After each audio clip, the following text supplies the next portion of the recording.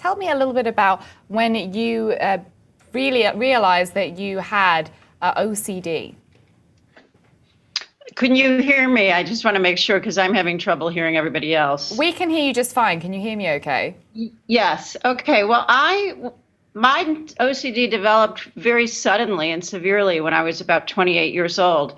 I had just finished law school and had studied for the California bar exam and was starting to practice law in a large firm in San Francisco. And one night I found a dead mouse in my apartment. And I didn't kill it, so I started thinking about germs and what might have caused this.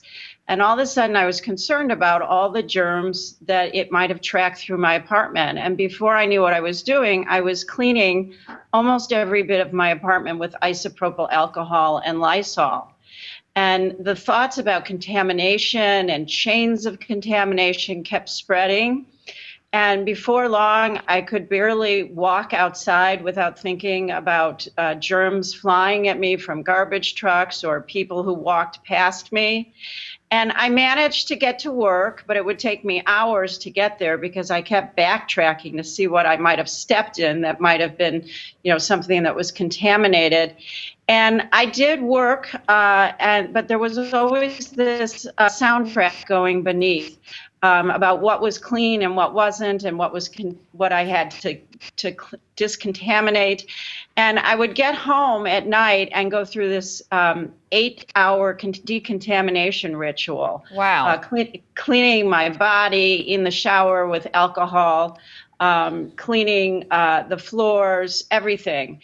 And so after some months of this, I just became exhausted. I wasn't sleeping. I was still working and doing a good job, ironically. But my family came out, and I felt very imprisoned by my mind. And I had become suicidal.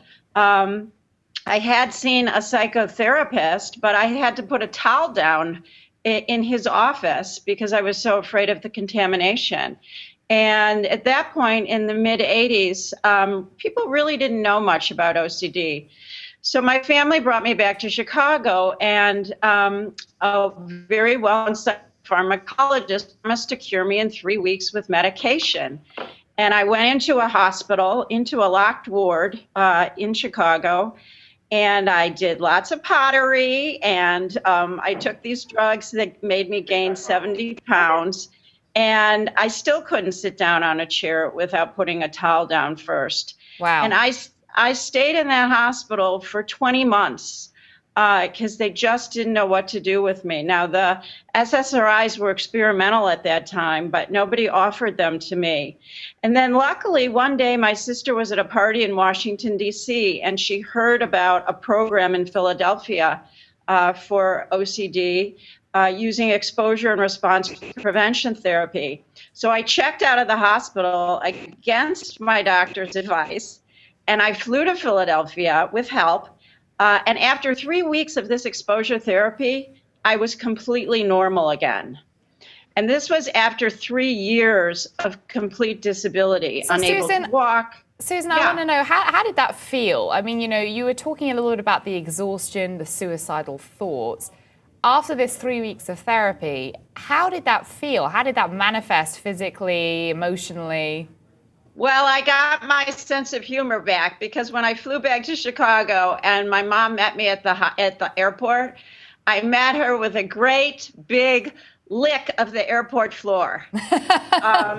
And that was to show her that indeed I was better. And I wasn't cured. We know there's no cure for OCD, but I truly had learned how to manage it.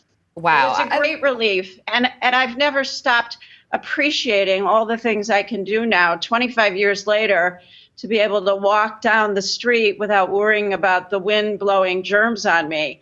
I'm still so grateful for that every day.